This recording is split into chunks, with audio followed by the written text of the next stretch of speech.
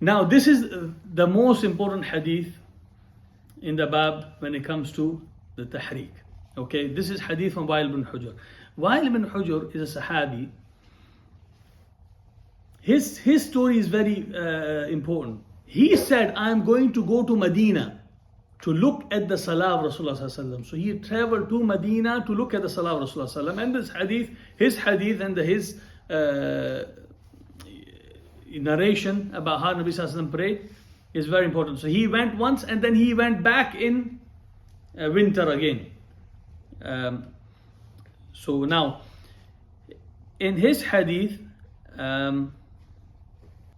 which is mentioned Abu Dawood and Darimi, he said,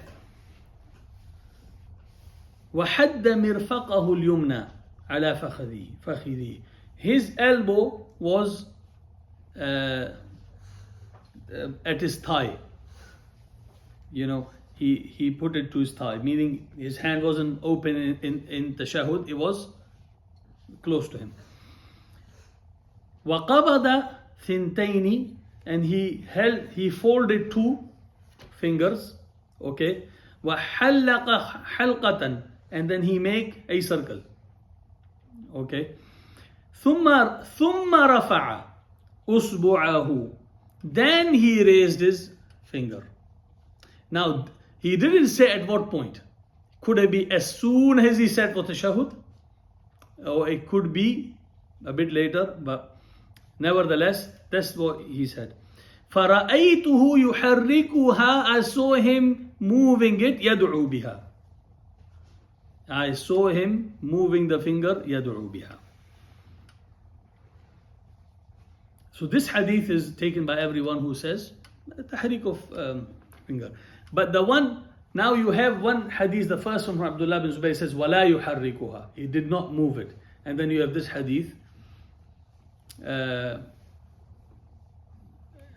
which says يُحَرِّكُهَا. Now, it is 100% fine for someone to take this hadith, because hadith is good. Yeah, it's fine Sunan Darimi, it's fine Abu Dawood, and the hadith is good hadith, but the part of the world I come from, they don't accept this hadith.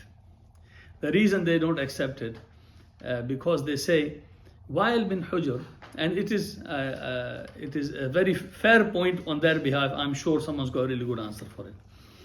They said, Wa'il bin Hujr, his hadith about tahriq, and because I don't do tahriq, so that's my bias, I'm going to give you that view. But if you find another view, personally I've kept this course free from my own view, but I find, as very rarely I say it on camera, but I find putting two fingers together, making a halaqa and raising the finger and not bringing it down again, because none of the hadith which says raise the finger ever says he put it back down.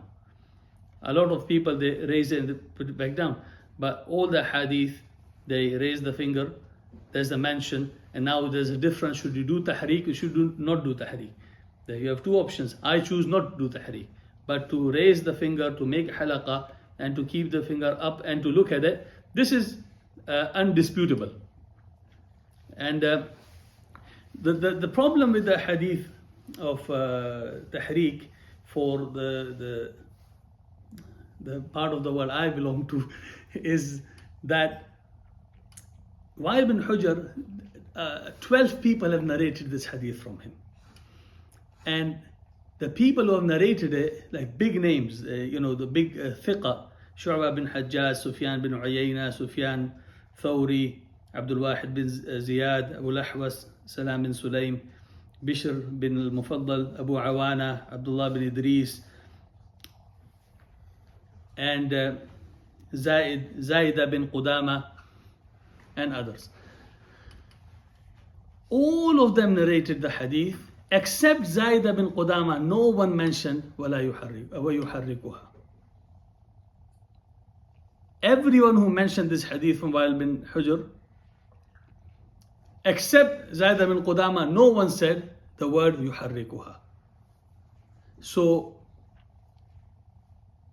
some ulama then said this bit is shadh because the other narrators are stronger than, Ibn Qudama is a strong narrator, but Shu'bah bin Hajjaj, Sufyan bin Uyayna, they're big names, they're higher level than him, and there's a whole group of them, thiqah, against one person. So they said this is shadh.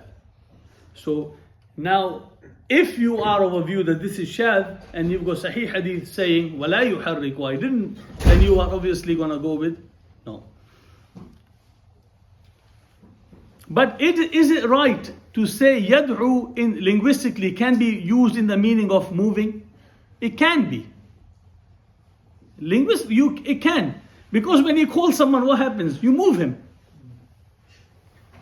I'm not saying that's what you should imply, but if someone took that meaning, and if their heart is happy with it, and also dua, in the meaning of dua, which some ulama later said that, he should raise it every time he makes dua. Okay, or move it every time he makes dua.